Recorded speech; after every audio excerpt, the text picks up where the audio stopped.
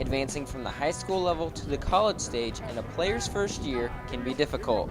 For Aaron Diggs and David Griffith, they've utilized their upperclassmen teammates to create an easier transition. It's been pretty smooth, not too bad, working hard every day, and, the guys brought me in, kept me under their wing, and just really brought me in as, a family member, which was a big part of it. It's been a little different. The speed is definitely a lot faster, but the coaches take us under their wing, and the players help us out a lot, and just practice, and we've gotten used to it at this point.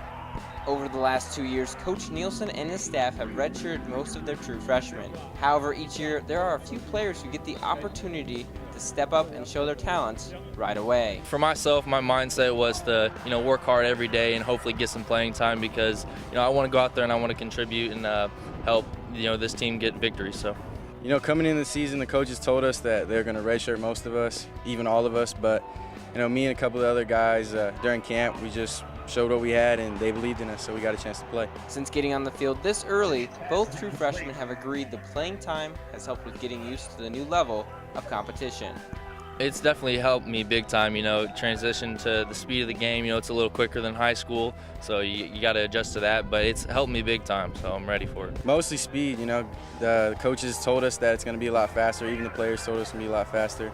So we got to think faster, we got to play faster, and we just got to be confident in how we play.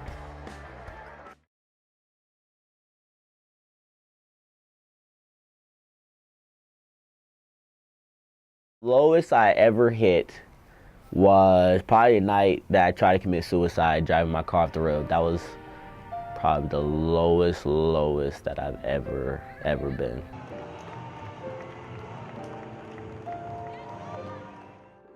How I describe J.C. Baker, just enthusiastic, one of those people who you see and he just makes you smile.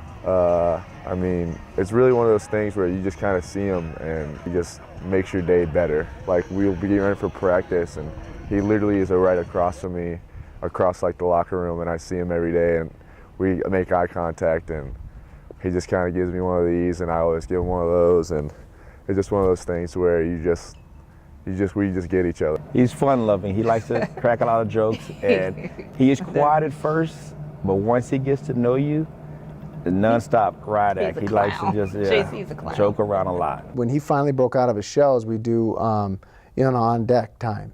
And when you introduce yourself to the team, you say a little, say something inspirational to the team, and his on deck was dynamite. I was praying about it. I didn't know what to say. I was a new guy. Just kind of wanted to wrap up everything that I had been through and what got me to this point. So I think I knew that I needed to tell my story just because somebody else could have been going through it. Somebody else might have already gone through it. Somebody they know could have gone through it. And I didn't want them to feel embarrassed. Me being addicted to drugs and whatnot or wanting to commit suicide, isn't something to be embarrassed about or ashamed of. That's something that can happen to anyone. And I don't want to hide from it because it's very real. So I wanted to bring light to it. This is going to be a team that, I'm sacrificing my body for day in and day out, that I'm giving all my time to. Then they need to know where I came from and what I believe in. And so I just allowed God to take control of my tongue. And I said, you just say what you want to say.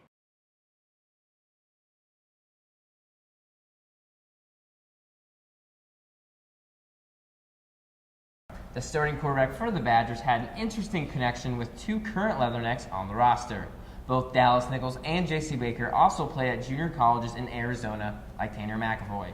Baker was a teammate of McAvoy at Arizona West, and Nichols was a rival at Glendale Community College. Definitely had some confidence in the game, knowing that I played against him before and knew his tendencies and stuff like that. But other than that, it was just trying to do my job for the team. I was proud of his performance. He did pretty well. It was unfortunate that we came on the wrong side of the game. But I was just proud of the fact that he came from a JUCO with me, and he's playing at the highest level. We were overlooked a lot and had to go a different avenue to get to the highest level. So I'm just proud of the hard work that we put in, and hopefully we can both be at the top at the end of the season. Although the Leathernecks didn't win the war against the Badgers, Dallas Nichols was able to win a battle against quarterback Tanner McAvoy.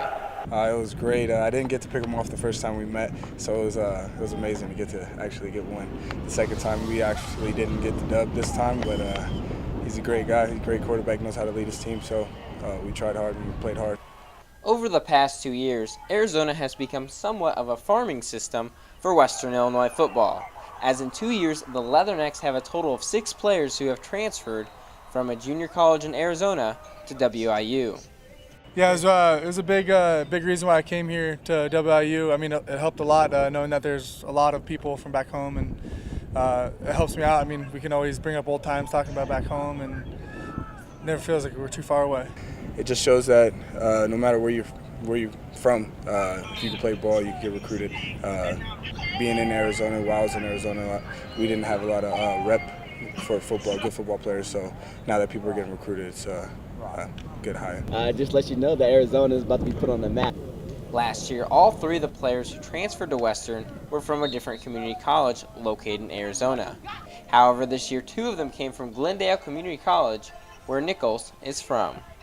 Back in Arizona, all you hear about is Arizona Western, this and that. So it's actually a good feeling to me that I got a couple guys up here from GCC and some more guys from SEC than Arizona Western. They're always winning in our division. Coming from Arizona to Illinois is a huge culture change for anyone. Luckily for the new transfers, they have had Nichols and Baker be able to give advice on what to expect being in Illinois and no longer Arizona. I mean, I've seen snow before, but never really lived in snow, so that was a big difference. And then, I mean, it does get hot out here. Like there's been a few practices where it's been rough. The humidity's a big difference. You know, we've been here for a year already, so we can help them out along the way and let them know that you need to buy some snow boots and some jackets and some winter gloves.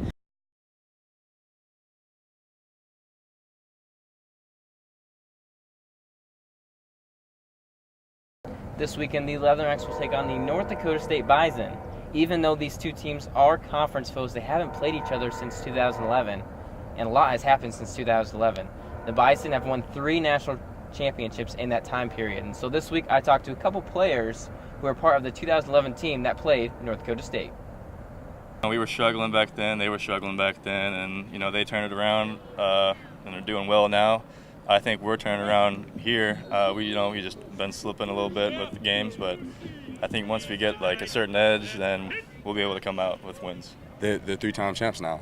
That's a big difference. A lot of the guys weren't even here. I'm one of the few guys that were here, and so a lot has changed. Whole new coaching staff, and so they're not looking at it like they're 3-time champs. This is a team they've never played before, so they're gonna go in guns blazing, have the right scheme, have us ready to go. We're well familiar with North Dakota State, what they like to do offensively, and it's just gonna be a nice physical game.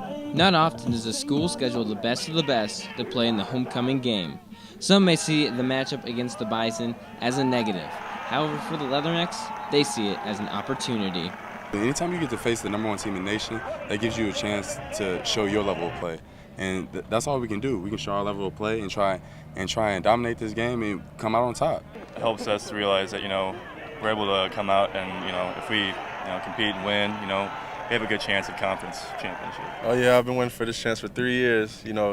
We haven't seen them in the last couple of years, but this is a moment that you'll never forget. It's a moment you've been waiting on. Not too many teams get the chance to play the #1 team in the nation, and it's something that me and the team are definitely looking forward to. For the 3 seniors, this will be their final homecoming. With a chance to win against the #1 team in the nation, they all had the same conclusion. Man, it would mean everything. It would be a perfect way to go out. That would mean, everything. I think, beating the #1 team in the country, homecoming, and just kind of proving that, we are here. It would mean everything. Like I said, this is something that you will never forget. I love to win my last homecoming game here at Western Illinois as a Leatherneck, and I think the team feels the same way about that. We want to go out, put on a good show for our fans, have something for them to cheer about, and take down the #1 team in the nation. You want to say you want to treat it like every other game, but it's not any other game. You have to bring a little bit more of a chip on your shoulder, have a little bit more edge, be a little bit more physical, because, you just can't play your average game and beat a team like this.